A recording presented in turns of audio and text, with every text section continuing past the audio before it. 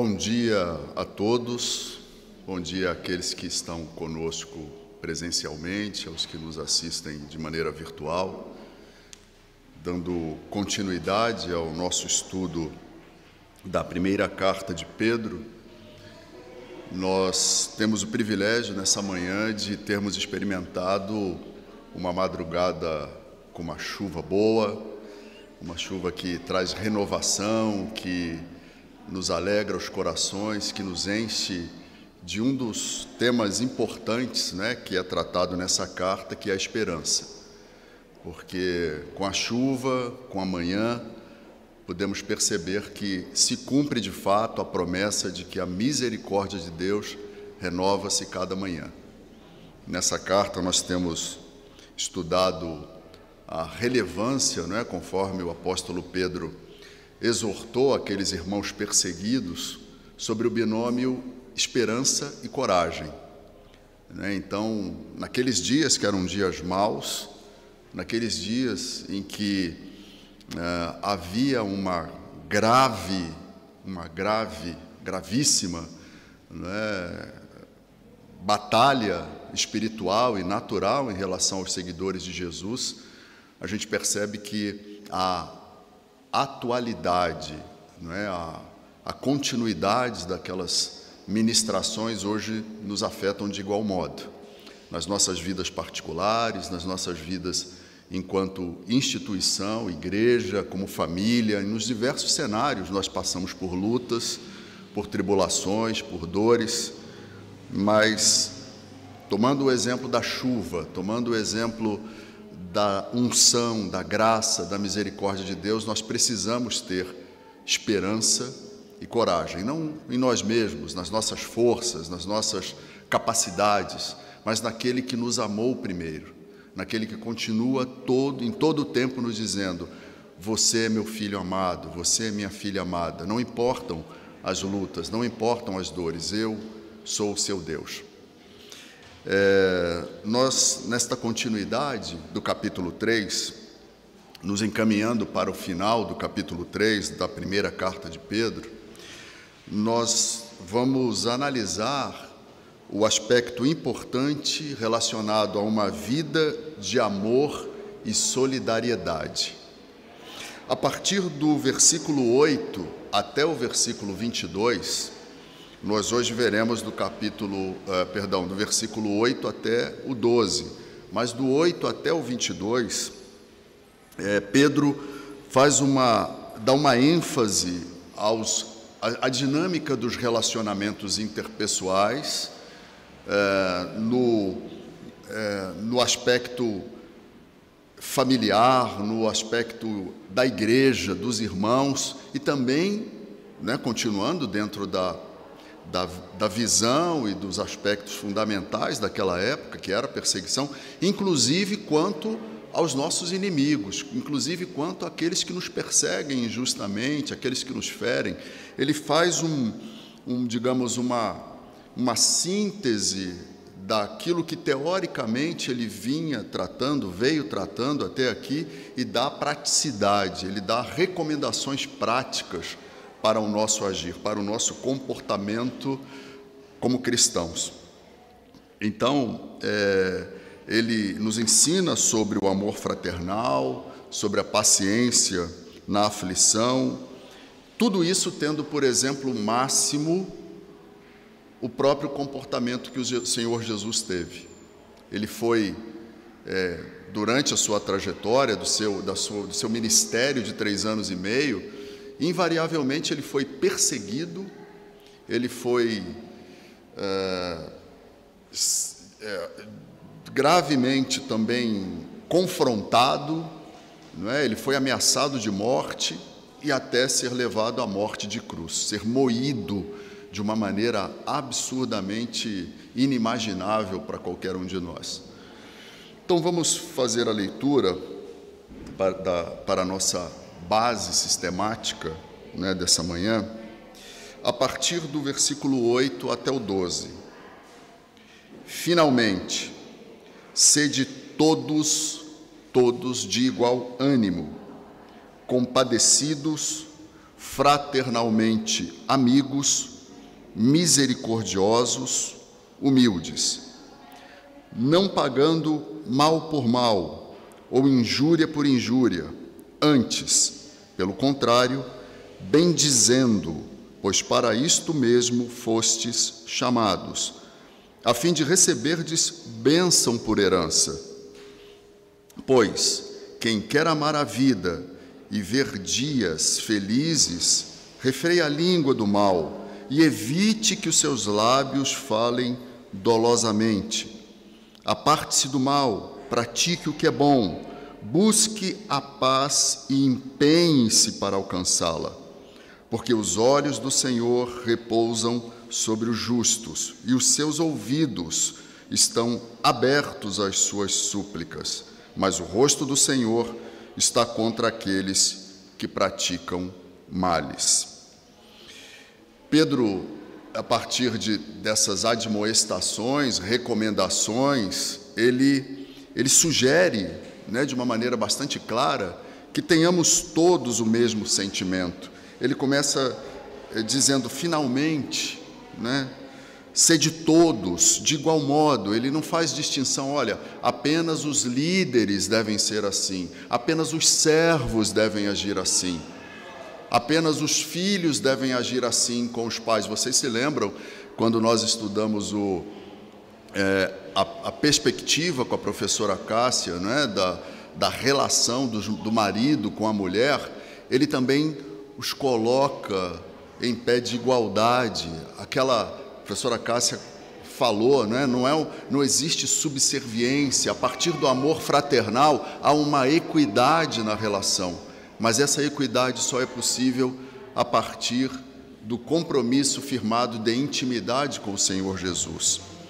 Naquele tempo, havia uma grande necessidade de práticas que expressassem, que denotassem o amor de Deus.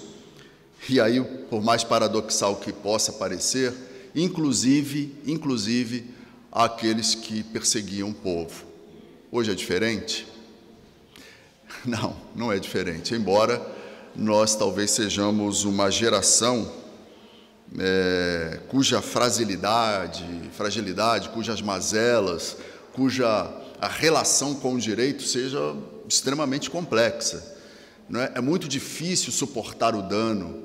Nós somos uma geração dos direitos, E aí, quando a gente pensa nos direitos, a gente pensa, sobretudo, em várias dimensões, numa dimensão macro, os direitos à humanidade, à dignidade e as suas preservações, ok, bacana, mas isso não nos retira do contexto da nossa dignidade, sobretudo em Cristo Jesus. Temos direitos, sim, mas também temos deveres, e às vezes esta balança no cotejo da vida, ela é meio desequilibrada, ela é meio desproporcionalizada. Então, as nossas insensibilidades, as nossas ações egoístas, as nossas ações pré-determinadas para apenas levarmos vantagem, elas parecem que preponderam em relação às demais. Por isso, eu penso que uma das agendas, trazendo para a nossa realidade, uma das agendas mais urgentes, dos nossos dias, ela é uma agenda que nos identifique como ajudadores, como bons samaritanos, como pessoas dispostas a caminharem a segunda milha, essa questão da segunda milha, diante do perseguidor romano, era uma coisa paradoxal, porque a lei mosaica dizia assim, olha, quando alguém te compelir a carregar o peso, o seu dominador te compelir a carregar o peso, você carregue com ele 1 milha. Perguntado sobre isso, Jesus disse, não carregue apenas uma, carregue esse fardo por 2. Ou seja, a porção de você ou melhor, a identificação de você não perpetuar o ciclo do mal, porque o ciclo do mal ele tem um limite, em mim. Quando eu não dou continuidade, quando eu não pago o mal com o mal, quando eu não me me predetermino a fazer aquilo que o meu coração, que os meus direitos dizem na minha carne para que eu faça, quando eu falo, não, parou aqui, a decisão é de paz, a decisão é de não ferir na mesma medida ou numa medida muito maior do que aqueles que me ferem. Não, eu não vou fazer isso, porque não é isso que o Senhor da minha vida diz que é para eu fazer. Mas sem, evidentemente, a unção do Espírito Santo de Deus sobre cada um de nós, isso é impossível. Isso é absolutamente impossível. Então, nesta agenda, nós temos que incluir um clamor a Deus nos nossos relacionamentos, sejam quais forem, seja com o marido, com a esposa, com os filhos, com os amigos, no trabalho. Eu preciso clamar a Deus, Senhor, eu não dou conta. Eu não dou conta, lamentavelmente é a minha natureza, mas eu preciso que o Senhor me transforme. Eu preciso que o Senhor haja com esse amor que eu tenho certeza que também é para mim, apesar de mim. Essa é a oração sensível que a gente precisa fazer. E no versículo 8, nós encontramos duas expressões extremamente importantes. Finalmente, sede todos de um mesmo sentimento. Aqui o apóstolo, ele não está concluindo o capítulo, ele está concluindo esta sessão, a sessão que trata da vida exemplar e do amor fraternal. Então ele fala, finalmente sede todos de um mesmo sentimento. E aí ele vai dizer para sermos compassivos, misericordiosos, humildes, mas sobretudo, ele fala, sede todos cheios de amor fraternal. Ele não fala, olha, vocês podem ser tudo isso, vocês podem ser misericordiosos, podem ser humildes, vocês podem ser, mas se vocês não forem cheios, absolutamente cheios de amor fraternal, não vai dar certo, não vai fazer sentido. E a partir da separação desses dois elementos que eu destaco, finalmente e cheios de amor, nós vamos encontrar que há 5 características extremamente relevantes, né, que a gente não pode deixar de parar um pouquinho para pensar sobre elas, trazendo daquela época que um povo era injustamente oprimido, absolutamente e injustamente oprimido, para a nossa vida em todos os contextos, porque são 5 características extremamente incondicionais para que experimentamos a bênção de Deus e essa intimidade com o Espírito Santo. De igual ânimo é a primeira, compadecidos, fraternalmente amigos, misericordiosos e humildes. Essa é uma lógica sequencial, mas ela não quer dizer que uma pode conviver sem a outra. Não, é um conjunto de características que se coadunam, que se encaixam perfeitamente, que precisam ser identificadas ao mesmo tempo, em todo o tempo e ao mesmo tempo. Então, o termo, por exemplo, mesmo ânimo, significa literalmente possuirmos a mesma mente. Mas como é que a gente vai possuir a mesma mente, Marcelo Henrique? Isso é impossível. Realmente, pela minha decisão, pela minha conformação subjetiva, isso é impossível. Mas, repito, a partir da disposição de permitirmos que o Espírito Santo de Deus ingresse em nossos corações, encontre lugar, na realidade não é só ingressar, porque o Espírito Santo ele quer ingressar, mas ele tem que encontrar lugar.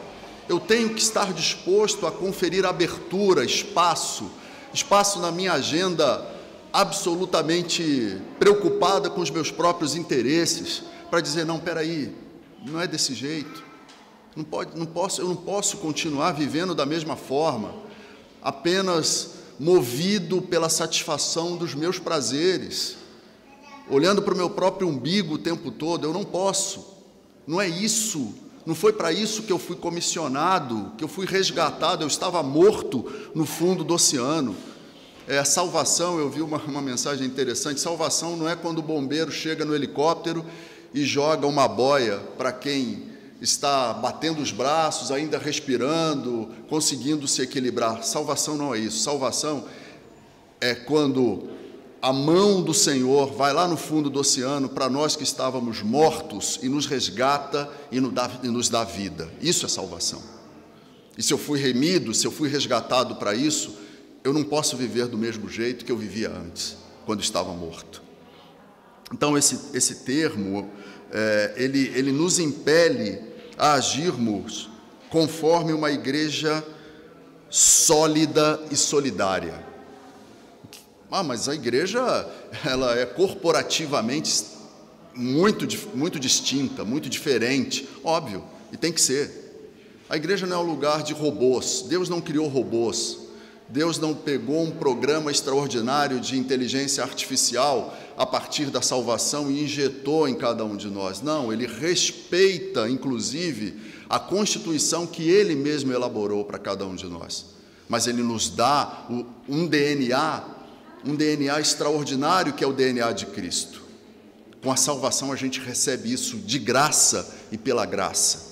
É de graça, gente, isso tem que fazer a gente ficar meio atônito, porque eu estou recebendo de graça, eu não tenho mérito algum, e não tenho mesmo. E mais do que ninguém, o Senhor Deus sabe disso. Ele fala, Marcelo, não tinha jeito para você.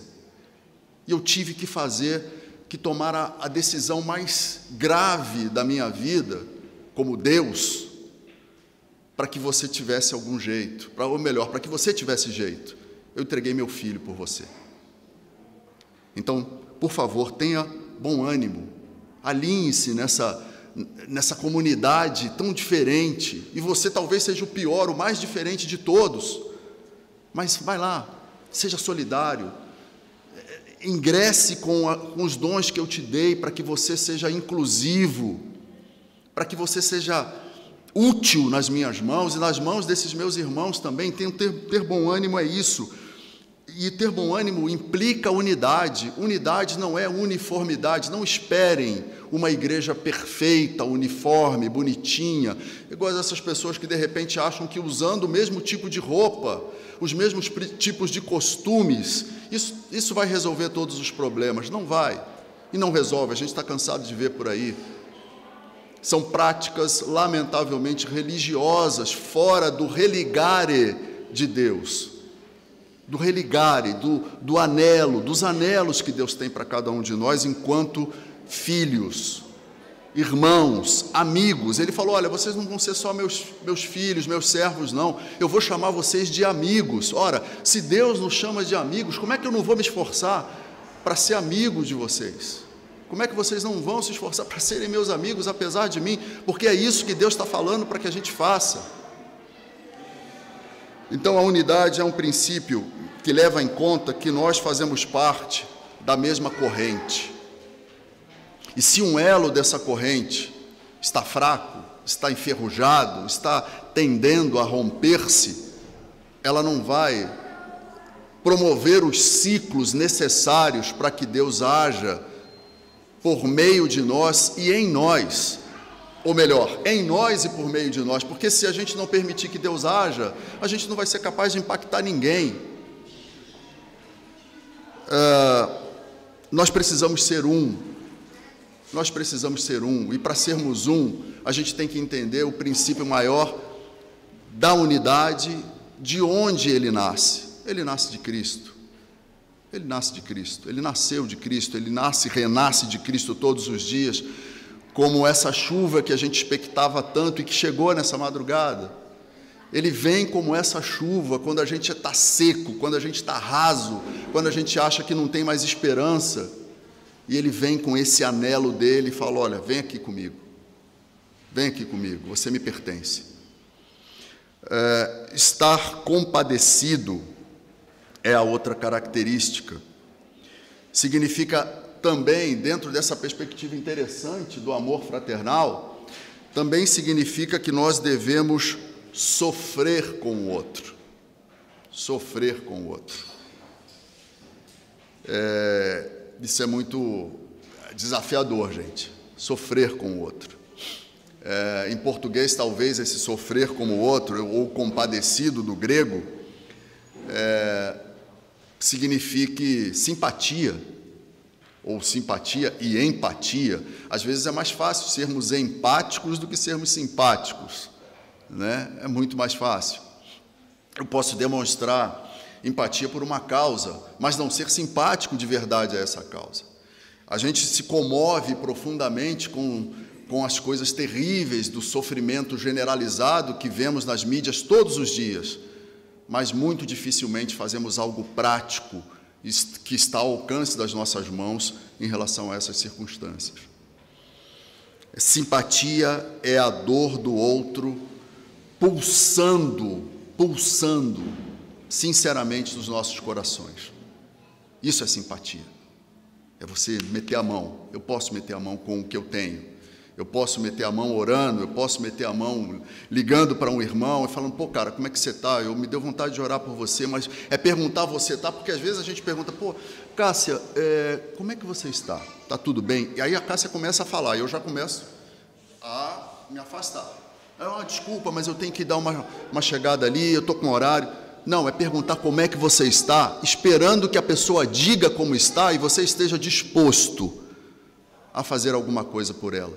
Nem que seja apenas para dar um abraço, nem que seja para ouvi-la. Às vezes, muitas das vezes, nós precisamos ser ouvidos.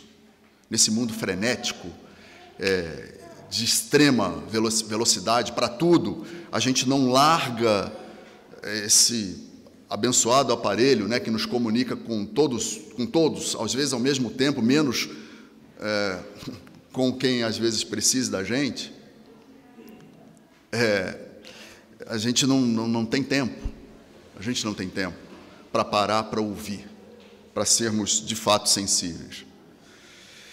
Bem, nós precisamos parar de sermos espectadores, para nos tornarmos protagonistas das histórias das pessoas que estão ao nosso redor.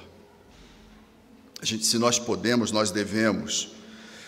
E eu encontrei algo falando sobre esse texto, é um texto que eu encontrei há muito tempo na internet, e fala, se nós podemos, nós devemos.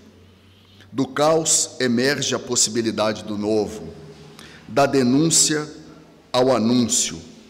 Orar e agir localmente, com mais afinco e fé, com mais confiança e humildade, com mais esperança em meio a todo tipo de desesperanças, nos faz um pouco mais parecidos com Cristo.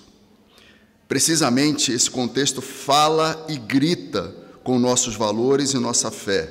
É o tudo ou nada que marca o nosso desalento devido às dificuldades crescentes, ou que reafirma nossa fé e nossa esperança, a fim de sermos agentes a serviço do reino de Deus. Deus sussurra em nossos ouvidos por meio de nosso prazer. Fala-nos mediante nossa consciência, mas clama em alta voz por intermédio de nossa dor. Este é o seu megafone para despertar o homem surdo. C.S. Lewis. O megafone de Deus, né? Esse é um texto muito interessante que o C.S. Lewis escreveu, falando de que nós precisamos ser despertados da nossa surdez espiritual para nos transformarmos em agentes não apenas reflexivos, mas inclusivos quanto à dor do outro. Fraternalmente amigos. Esta expressão usada por Pedro, ela é repetida aqui, ela já foi usada no capítulo 1 e refere-se à amizade carinhosa, tal qual o amor entre irmãos, entre amigos muito próximos, mas há um outro ponto extremamente relevante que a gente precisa pensar nesse fraternalmente amigos, nos amigos que são mais chegados que irmãos, porque eles não esperam nada em troca. Eles não esperam que utilitariamente você vá cobrar a ficha lá, daqui a alguns dias, daqui a alguns meses, daqui a alguns anos. Ó, eu troquei o pneu do teu carro na chuva ano passado, você lembra? Agora é a hora de você pagar o jantar para mim. Não, a agenda de Deus não é assim. A agenda dos amigos fraternais, filadelfos, né? Ela dá a dimensão de que se nós somos uma igreja que de verdade conhece o favor imerecido que nos alcançou, nós também vamos agir favoravelmente e graciosamente, sempre e sempre e sempre que pudermos, e como eu disse há pouco, se nós podemos, nós devemos. O Evangelho é uma coisa muito doida mesmo, gente. O Evangelho é uma coisa doida, é uma coisa muito louca. É como Pedro falou aqui, olha, vocês vão ser compadecidos, fraternalmente amigos, misericordiosos, humildes. E aí ele vai dizer que a gente não vai pagar mal por mal, mas como assim? Como é que eu não vou pagar mal por mal? Eu estou sendo injustiçado, muito injustiçado, essa injustiça não para, não acaba, como é que eu não vou retribuir com o mal? E aí Jesus vem e fala assim, vem cá, qual foi a parte do meu sacrifício que você não entendeu? Qual foi o parágrafo do livro da minha vida que você suprimiu da sua? Porque para ter unidade comigo, para viver comigo, para ser um comigo, você precisa experimentar da minha carne, você precisa comer do meu pão, você precisa andar comigo no deserto, você precisa ser um comigo e com seus irmãos, fraternalmente amigos. Já não mais vos chamarei servos, mas vos chamarei amigos. Amigos de Deus, amigos uns dos outros, a amizade absolutamente despretensiosa, né? Nós precisamos ter amigos. Eu não estou dizendo que aquele amigo que você, né, apenas viaja com ele, come churrasco, toma um bom vinho. Não, gente, é um amigo que é amigo, apesar de mim, o cara fala, pô, Marcelo, não tinha jeito de ser amigo desse cara, mas eu não sei porquê, eu gosto dele. Eu tenho uns aqui que eu fico perguntando por que eles são meus amigos. Eu pergunto, por que eles são meus amigos? Por que eles são meus amigos? Eu não sei. E aí Deus fala assim, pô, cara, não tenta entender o que eu fiz, não, porque você não vai conseguir. Não tenta, não. É um exercício inútil, absolutamente inútil. O meu amor é incompreensível para a sua mentalidade racional. Só um testemunho assim, porque ontem eu acho que na chuva, aqueles vilão, acho que Deus usou um negócio para fazer acender uma. Quando começou aqueles trovões, eu fiquei muito medo. E aí eu logo levantei da cama, tem minha filha caçula, que vai fazer 18 anos, eu logo preocupei com ela. Levantei, abri a porta do quarto dela, falei, vem aqui no quarto da mamãe, porque eu tenho medo de eu. Porque eu tenho medo, eu sabia que você ia estar comigo. Aí ela falou assim, eu estava mesmo. Aí eu saí pegando o colchão, colocando o colchão dela no meu quarto. Vai fazer 18 anos. E eu, aquela coisa toda. Aí eu peguei e falei para ela assim, nossa, eu tenho muito medo de trovão. Aí ela deitou lá no colchão. Aí eu fiquei preocupada com aqueles relâmpagos. Aí ela falou assim, nossa mãe, eu estou preocupada com aqueles flanelinhos que eu conheço a essa hora. Como é que ele deve estar, mãe? Eu tenho uma vergonha. Porque eu acho que eu sou forte. E essa é minha filha mais sensível. Não, ela é fraca, mas eu vi que quem é fraco sou eu. Porque ela falou, enquanto eu estava preocupada, Ela estava preocupada comigo e com ela. E ela projetou.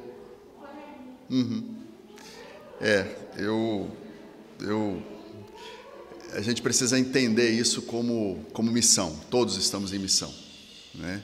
inclusive para os flanelinhas, para as pessoas que pedem, né, as pessoas que não são pessoas da rua, são pessoas que estão na rua. Elas estão na rua por alguma razão, por exemplo, né? E o que nós, como igreja, como indivíduos e corporativamente como igreja estamos fazendo? Eu vou assim dizer que eu de madrugada tive que levantar, e nos meus momentos lá de oração eu fiquei, do lugar que a gente mora, dá para ver aqueles cruzamentos, né, onde normalmente eles ficam ali na Goiás com a Brasil, e não vi ninguém ali, né, e eu fiquei pensando, falei, meu Deus, onde é que essas pessoas estão? Né? Por exemplo, essa reflexão, irmão, a gente precisa fazer, porque exercer misericórdia, que é o outro elemento, e misericórdia também do grego, ela se refere aos órgãos internos, né? Uma tradução romana fala de córdia enquanto coração, mas a do grego fala de intestino, de vísceras, para ser uma coisa mais profunda. E se essas nossas entranhas espirituais não refletirem esse tipo de preocupação que a sua filha teve, a gente não está cumprindo, ou pelo menos não estamos nos esforçando para cumprir, nos encaixarmos antes dessas recomendações de Pedro, mas no próprio testemunho que Cristo deu. Cristo não fez acepção, ao contrário, ele fez opção predeterminada pelos mais humildes, pelos desesperançados, pelos marginalizados. Essa é uma missão fundamental de cada um de nós, sem dúvida alguma. Enquanto humildade, Pedro aprecia como bondade da vida cristã. Literalmente significa ser amigável de mente, ou ser cortês. A humildade não é uma característica que você propaga, porque quem chega e fala assim, eu sou humilde, olha como eu sou humilde, aí já a bagaça está feita, porque não é esse tipo de humildade, não é a humildade que você propaga, que você demonstra, é a humildade que é perceptível a partir de ações simples, mas profundas. É essa humildade que ele está falando. Ser humilde é uma característica inerente a quem tem o coração transformado. Você pode ser milionário, bilhardário e ser extremamente humilde. E você pode ser pobre de maré derci, né? E ser absolutamente arrogante, presunçoso, né? Então, o grande diferencial é o quanto Deus impactou seu coração para ser e para viver em humildade. Sendo solidários em amor. Ser solidário em amor vai além de palavras de consolo e de atitude a quem está enfrentando problemas. Isso é muito importante, é muito relevante. Mas na maioria, não vou dizer maioria, né, mas num nível significativo das vezes, a ajuda, ela tem um fim pré-determinado. Ela é feita para demonstrar o quanto nós somos bons, e a Bíblia fala, olha, o que a tua mão direita fizer, que a esquerda não veja. E a gente não vê isso, né? A gente, às vezes, tem uma dificuldade muito grande em não demonstrar o quanto bonzinhos nós somos. Porque a gente precisa de, né? Olha, como é que o Marcelo é legal, ele para lá no cruzamento para dar comida e dinheiro para Flor, e faz questão de colocar isso no Instagram lá, dele, com a foto lá com a pessoa, né, para quem ele está entregando, e a pessoa não está nem entendendo o que está acontecendo. Lamentavelmente, tem gente que faz isso, e eu não estou livrando meu coração, de repente, desse tipo de coisa terrível, né? A gente precisa ter cuidado, né? Solidariedade é exercer alteridade sensível e real. Sofrer é sofrer com o outro. A indiferença e a falta de respeito, lamentavelmente, são marcas do nosso tempo, né? parece que a gente nunca teve tão alheio, né? Mas aí você vai falar, mas há muitos movimentos, Marcelo, de pessoas se envolvendo em causas sociais. Sim. Mas é como a gente tem pensado. Hoje, por exemplo, no que diz respeito às atividades do terceiro setor, né, as atividades filantrópicas, em razão de muitos dos problemas ocasionados por esses conceitos, às vezes distorcidos, muita gente fala, não, esse negócio de filantropia é tudo pilantropia. Né? Não é tudo pilantropia. Tem muita gente boa fazendo, tem muita gente boa se doando, tem muita gente boa se entregando, mas também não tem. E isso macula a igreja que está integrada também nesse segmento social extremamente importante, não apenas espiritual. Um outro ponto da solidariedade, a gente precisa parar, e esse é um exercício extremamente difícil também, de valorizarmos ao extremo as nossas próprias lutas, desprezando as lutas dos outros. Nós precisamos nos esforçar nesse exercício. Eu tenho que, quando eu pergunto para a Cássia, como é que você está? E ela fala, olha, não está legal. Isso não está bom, sabe, eu não estou conseguindo, sabe, o meu emocional e tal. Aí eu falo, não, que isso, Cássia? Não, olha, eu estou tomando aquele remédio tarja preta de 100 miligramas, já faz mais de 4 anos que eu estou tomando, é assim mesmo. Olha, você não sabe o que eu estou passando, isso aí que você está passando, a gente precisa parar com isso, gente. Essa é eu estou falando de mim, né? Não estou falando de vocês, não, né? Estou falando de mim. Às vezes a gente começa a ler a dor do outro, mas imediatamente a gente fala, peraí, o meu problema é maior do que o dela. Qual a parte do sofrimento que ela não está entendendo? Eu estou sofrendo mais, e ela vem me falar que não conseguiu trocar de carro, ou então que bateram no carro dela, o carro está amassado, o seguro pagou, ela vai ficar um mês. Mas eu estou doente. O meu problema é muito maior, não. O sofrimento tem dimensões subjetivas que a gente não consegue avaliar. E se nós somos sal e luz, se nós somos compassivos, se nós somos solidários, se nós somos humildes, se o amor fraternal falado aqui por Pedro nos alcançou, assim como ele disse que era para alcançar aquele povo que estava sofrendo muito, que estava apanhando, que estava se escondendo, que para pregar o evangelho tinha que fazer 1001, eles não podiam se reunir como a gente está reunido aqui. Eles estavam sendo queimados vivos, açoitados, presos. E aí um ia falar para o outro assim, não, olha, morreram 5 da minha família, outro, não, mas da minha morreram 20. Não, gente, isso não é atitude de solidariedade.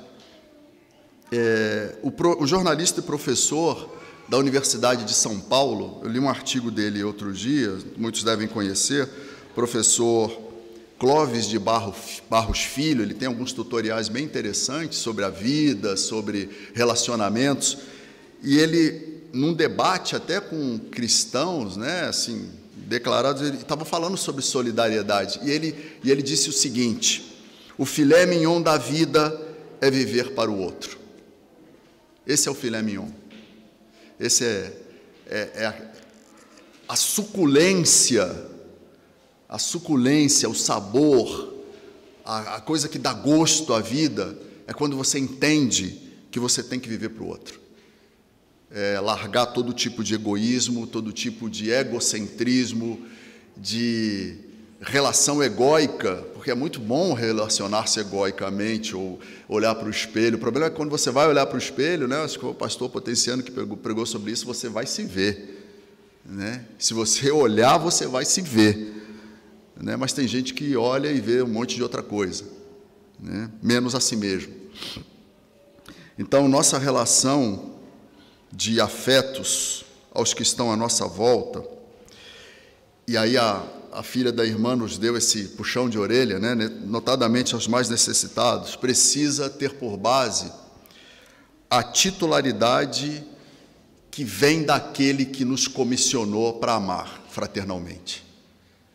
O Senhor Jesus é titular desse amor incondicional, desse amor absurdo, incompreensível, muito doido, né, que faz gente sair de madrugada de casa para alcançar essas pessoas que estão na rua, para levar cobertor, para levar comida, para tentar levar para algum lugar, para o bom samaritano, e para falar para elas com essas ações práticas: olha, Jesus te ama, e eu também. Esse jargãozinho, né, que a gente não vê mais nos adesivos dos carros, né, que as pessoas até acho que têm medo de colocar, não sei, mas olha, Cássia, Jesus te ama, mas eu também te amo. É o compromisso, é o comprometimento, porque se você fala isso, você tem que viver isso.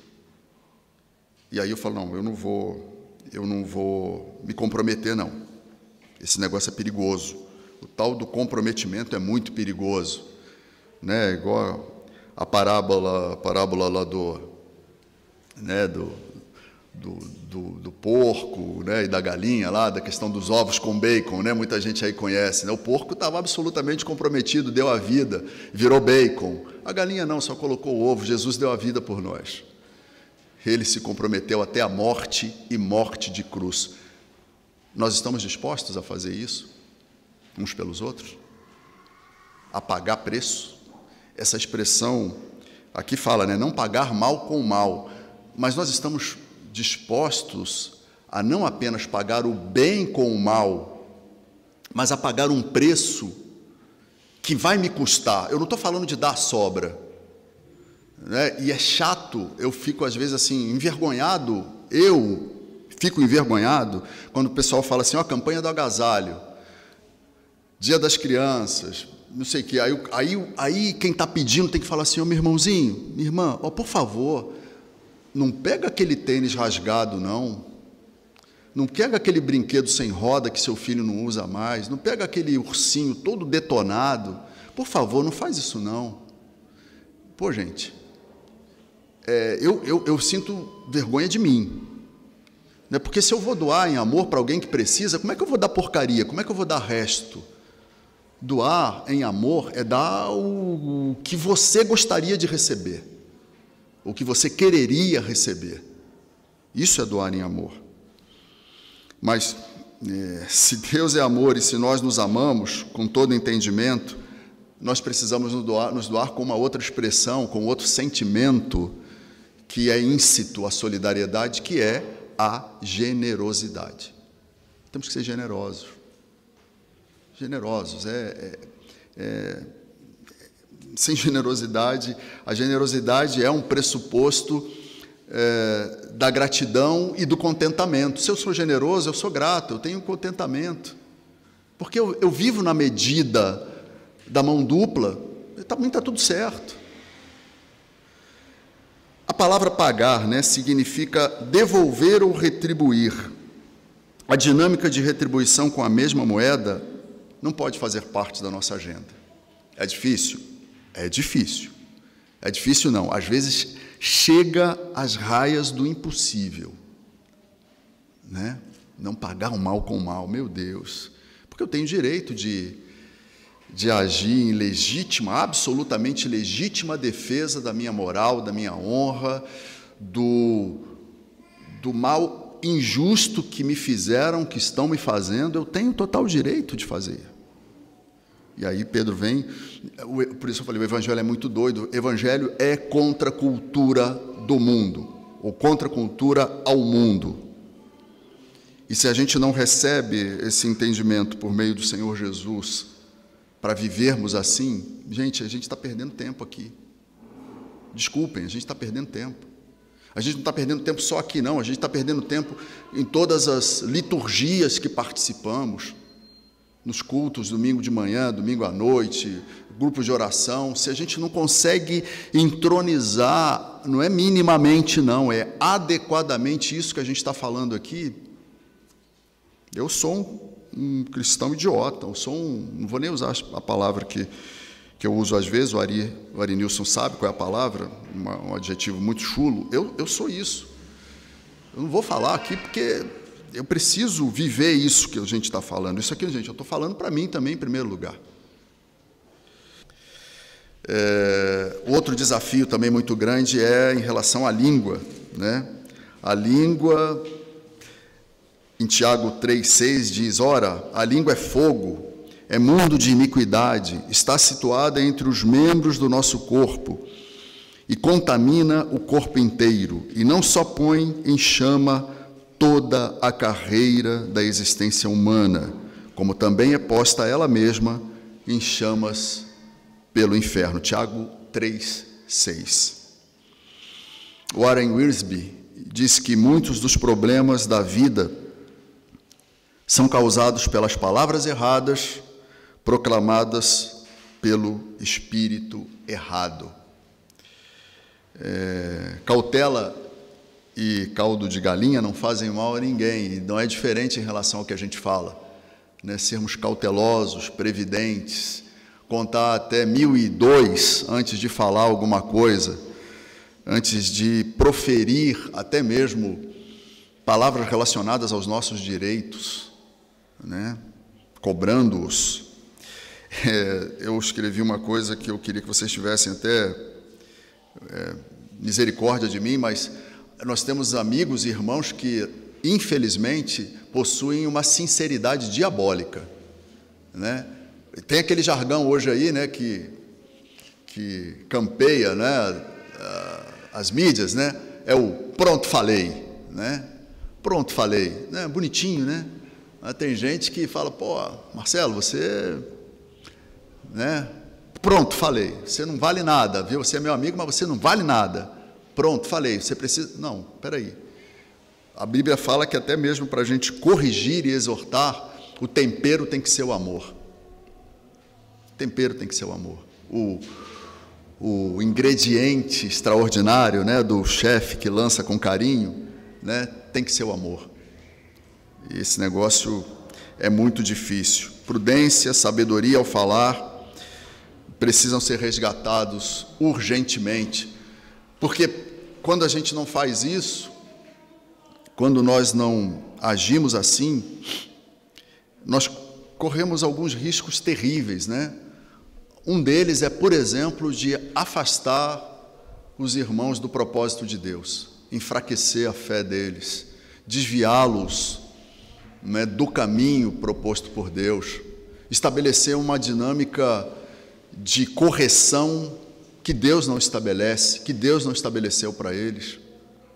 Então a gente precisa ter muito cuidado com isso. Desprezando o mal e vivendo em paz.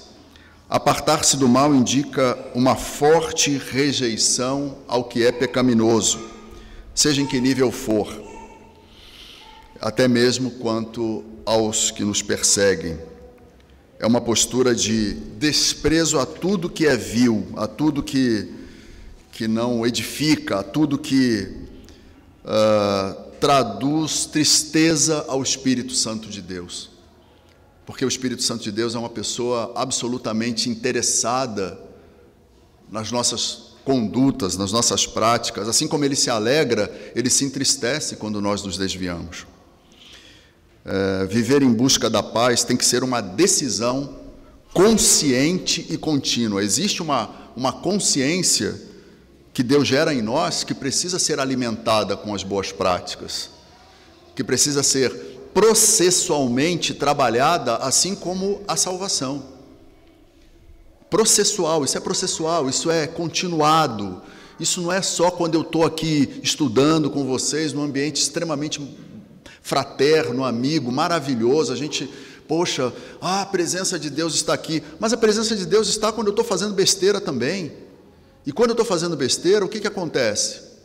Eu arrebento o Espírito Santo, eu arrebento o testemunho que Deus me propôs para fazer. Então, gente, nós somos desafiados todos os dias a não nos limitarmos aos nossos próprios interesses, de verdade.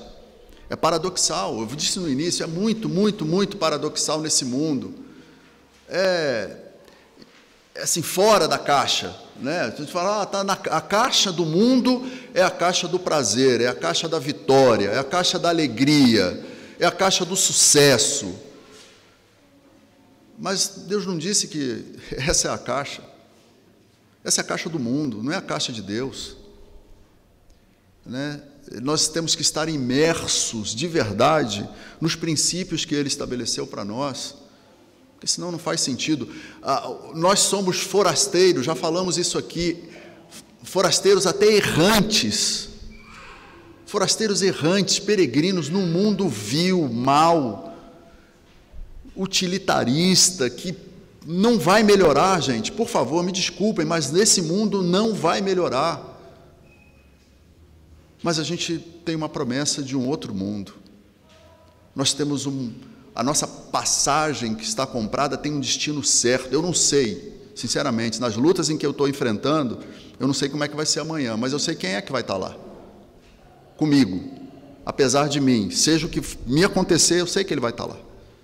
E eu não abro mão de crer nisso, apesar de mim, apesar das vezes meu coração sangrar, rasgar, e fala: Deus, mas por que está acontecendo? Não interessa. E Ele fala: olha, a minha graça te basta. Esse espinho que eu coloquei lá em Paulo um dia, para que você se lembrasse dele, você nem imagina o que é o que você está passando em relação ao que eu pus nele. Você não imagina. Então, sossega, dá uma relaxada, tenta focar em mim. Tá bom, eu vou tentar. E vamos processualizar isso. Uma vida de amor fraternal não pode ser experimentada sem doação. Não tem vida fraternal, não tem vida de humildade, de solidariedade sem amor fraternal. É um amor que transcende muito a essas definições, ágape, filéu. Não, ele transcende muito. É um amor que apenas o Senhor pode injetar na gente, mas a gente tem que dar abertura para ele. Fala, Juninho. Eu acho que falta em mim isso, não sei nos outros, mas a oração pedir para Deus para a gente ser longânimo. Eu acho que as nossas orações, a minha oração, não sei as orações, mas a gente pede tanta coisa, lembra tanta coisa, mas a gente esquece de pedir o essencial, que é isso. Longanimidade. Sim, Tiago. Seja um homem assim, longânimo, ou seja, que tem todas essas, consiga ter pelo menos uma dessas qualidades aí, que eu possa fazer ela bem feita.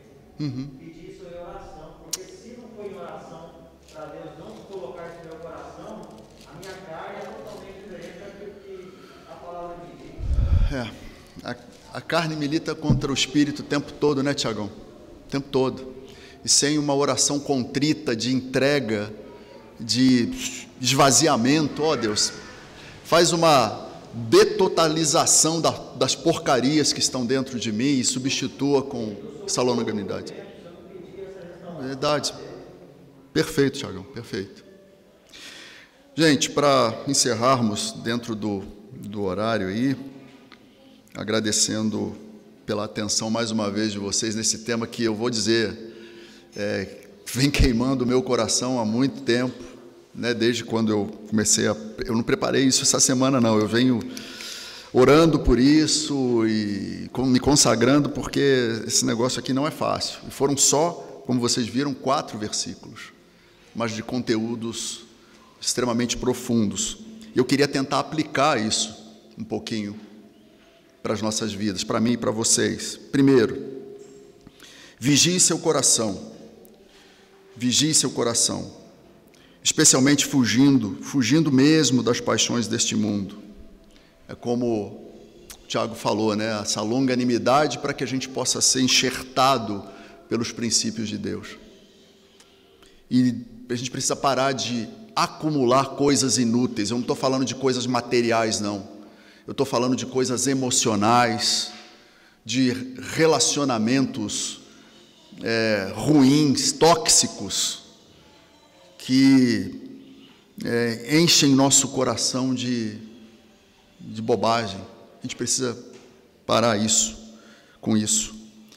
Persiga virtudes que transcendam, esforçando-se para servir as pessoas continuamente, até e sobretudo sem que elas peçam.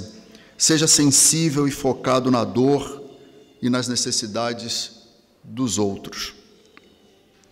Reconheça que seu coração é uma fábrica de idolatria e que precisa ser absolutamente submetido à cruz. Lute pelas prioridades corretas. Aprenda a viver com a dispensação da graça, com temor, tremor, sabedoria e misericórdia, para que haja contentamento, gratidão e paz. Paz em seu coração. Pai de amor, obrigado pela ministração do Teu Espírito Santo sobre nós nesta manhã, pela oportunidade de podermos nos colocar, ó Deus, em Tua presença, colocando as nossas mazelas, as nossas dores, as nossas incompetências, as nossas limitações graves, Pai, que nos impedem de experimentar a paz que o Senhor nos prometeu. Pai, que todas estas características hoje aqui abordadas continuem queimando em nossos corações e mais do que queimarem, se transformem em ações práticas, humildade, sinceridade, tudo isso, Pai, humildade, marcado, tudo marcado por Teu amor fraternal que um dia nos alcançou, que Ele nos constranja, Pai, a ponto de não sermos mais os mesmos. Obrigado, Deus, por todos os meus irmãos aqui presentes, por aqueles que nos ouvem virtualmente, nos veem. Oh Deus, obrigado pela nossa comunidade, que a nossa comunidade seja impactada de maneira absoluta por esse amor constrangedor do Senhor. Ajuda-nos ao longo deste dia, desta semana, que cultuemos a Ti em espírito e em verdade, Pai, e que aprendamos a depender do Senhor, porque sem Ti nada podemos fazer. Livra-nos do mal, perdoa-nos os pecados, ajuda-nos, Senhor, em nome de Jesus. Amém. Gente, obrigado, excelente dia.